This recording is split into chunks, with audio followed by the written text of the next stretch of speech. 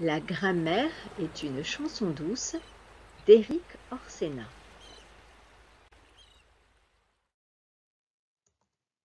Résumé de l'histoire. Jeanne et son frère Thomas sont deux enfants. Ils sont partis de France à bord d'un paquebot. Le gros bateau fait naufrage. Jeanne et Thomas réchappent de la catastrophe. Ils échouent sur une île bizarre. Ils sont accueillis par un vieux monsieur chanteur appelé Henri. Jeanne et Thomas réalisent qu'ils ne peuvent plus parler. Ils sont muets. C'est sûrement le choc de l'accident. Heureusement pour eux, ils sont sur l'île des mots. Chapitre 10, première partie. Nous avions atteint le sommet d'une colline où nous attendait le plus étrange et le plus joyeux des spectacles. « À partir de maintenant, aucun bruit !» chuchota monsieur Henri. « Il ne faut pas les déranger. »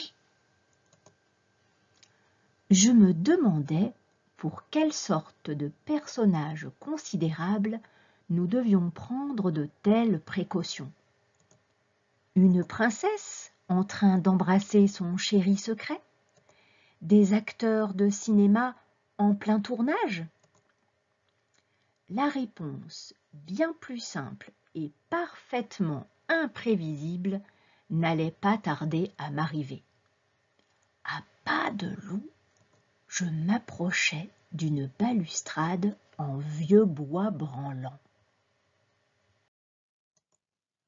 En dessous de nous s'étendait une vraie ville, avec des rues, des maisons, des magasins, un hôtel, une mairie, une église à clocher pointu, un palais genre arabe flanqué d'une tour, une mosquée, un hôpital, une caserne de pompiers, une ville en tout point semblable aux nôtres, à 3 différences près.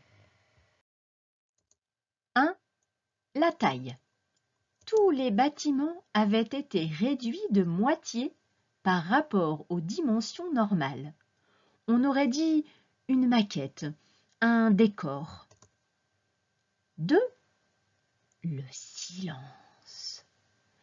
D'habitude, les villes font grand bruit. Voitures, mobylettes, moteurs d'hiver, chasse d'eau, engueulades, piétinement des semelles sur les trottoirs.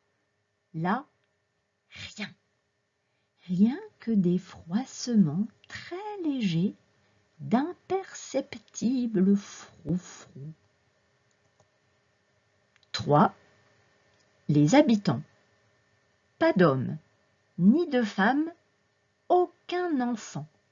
Les rues n'étaient parcourues que de mots, des mots innombrables, radieux sous le soleil.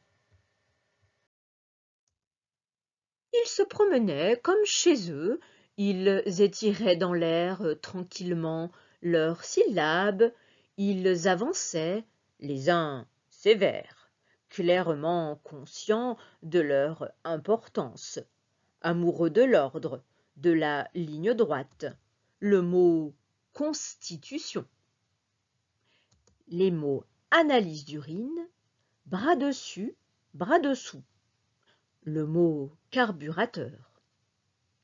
Rien n'était plus réjouissant que de les voir s'arrêter au feu rouge alors qu'aucune automobile ne les menaçait. Les autres mots, beaucoup plus fantaisistes, incontrôlables, voltaient, caracolaient, cabriolaient comme de minuscules chevaux fous, comme des papillons ivres. Plaisir, soutien-gorge, huile d'olive. Je suivais, fascinée, leur manège. Je n'avais jamais prêté attention aux mots. Pas une seconde, je n'aurais imaginé qu'ils avaient chacun, comme nous, leur caractère. Monsieur Henri nous prit par l'épaule, Thomas et moi, et nous glissa à l'oreille l'histoire de cette cité. Un beau jour, dans notre île, les mots se sont révoltés. C'était il y a bien longtemps, au début du siècle. Je venais de naître. Un matin, les mots ont refusé de continuer leur vie d'esclaves. Un matin, ils n'ont plus accepté d'être convoqués à n'importe quelle heure, sans le moindre respect, et puis rejetés dans le silence. Un matin, ils n'ont plus supporté la bouche des humains. J'en suis sûre, vous n'avez jamais pensé au martyre des mots. Où mijotent les mots avant d'être prononcés? Réfléchissez une seconde. Dans la bouche, au milieu des caries et des vieux restes de veau coincés entre les dents, empuantis par la mauvaise haleine ambiante, écorchés par les langues pâteuses, noyés dans la salive acide. Vous accepteriez, vous, de vivre dans une bouche?